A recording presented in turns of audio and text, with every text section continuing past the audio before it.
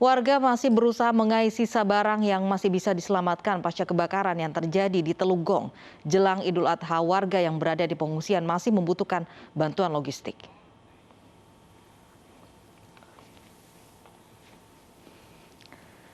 Sekitar 200 kepala keluarga masih bertahan di pengungsian karena rumah mereka hangus terbakar. Warga mengungsi di 9 titik tempat pengungsian yang tersebar di sekitar lokasi kebakaran. Minimnya bantuan, para pengungsi masih membutuhkan logistik baik makanan dan pakaian. Hingga siang ini warga masih berusaha menyelamatkan barang mereka pasca kebakaran.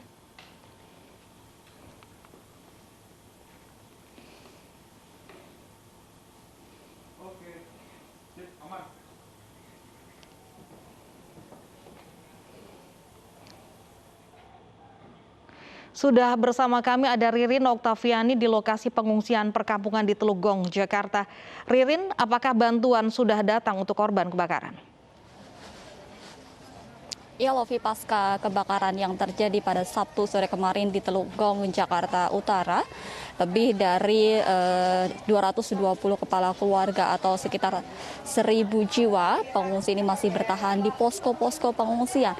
Setidaknya ada 9 posko pengungsian yang tersebar di sekitar lokasi kebakaran. Aktivitas hari ini, sebagian warga kembali ke rumah mereka untuk mencari atau mengais barang-barang yang masih dapat diselamatkan.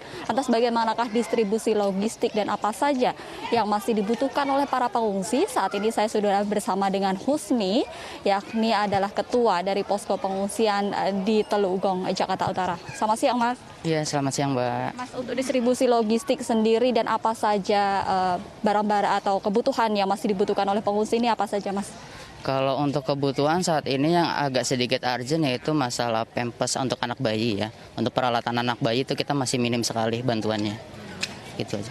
Kalau dilihat jumlah pengungsi ini cukup banyak ya, dan saya lihat juga masih ada kemudian anak-anak dan juga balita di sini. Lantas bagaimana kondisi pengungsian dan juga penerapan protokol kesehatan mengingat saat ini masih ada COVID-19? Ya, kalau untuk protokol kesehatan sendiri sih kita berusaha semaksimal mungkin ya. Kita tadi sudah sempat ada bantuan dari masker segala macam, kita sudah dropping juga ke masyarakat ya. Kita sebisanya itu aja, paling untuk menjaga prokes itu paling masker aja sih. Kalau untuk tempat sendiri kan kita nggak bisa karena tempatnya masih terbatas, jadi untuk jaga jarak agak sulit sih, itu aja, Mbak.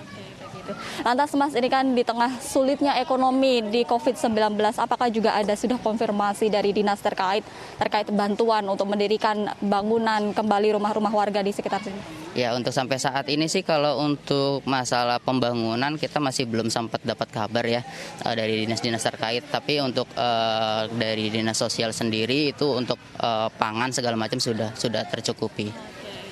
Untuk saat ini pangan sudah tercukupi, namun kemudian kebutuhan seperti pakaian dan lain sebagainya masih sangat dibutuhkan, khususnya untuk para balita begitu. Nah, esok hari adalah hari raya Idul Adha. Apakah kemudian juga ada konfirmasi kegiatan-kegiatan yang akan berlangsung di posko pengungsian? Ya, untuk kegiatan Idul Adha sendiri kita masih belum ada ya, kemungkinan kan karena kita masih juga PPKM ya, Mbak ya. Jadi kita untuk sementara ini masih belum ada, paling juga kegiatan ya sholat Idul Adha aja paling di masing-masing posko paling. Iya. Terima kasih sekali, Mas Husni. Semoga bantuan tetap terdistribusikan dengan baik dan protokol kesehatan juga tetap dilaksanakan di posko pengungsian. Meskipun kami melihat bahwa sangat banyak sekali pengungsi yang masih membutuhkan bantuan di pasca kebakaran yang terjadi di Telugong, Jakarta Utara. Lovi. Baik, ya, Ririn, apakah ada pembagian hewan kurban untuk para korban kebakaran di sana?